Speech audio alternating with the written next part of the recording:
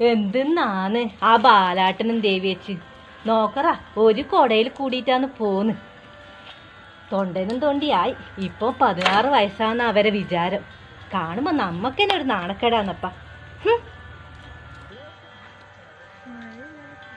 നിനക്ക് അവരെ കണ്ടിട്ട് നാണക്കേടാ തോന്നുന്നു.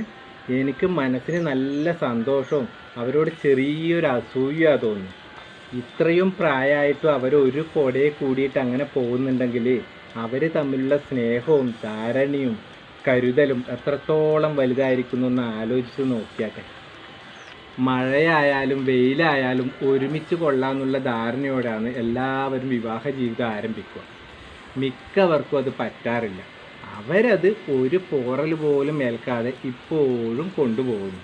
അതിൽ ഞാനും നീയും അസൂയപ്പെട്ടിട്ട് കാര്യമില്ല മോളെ.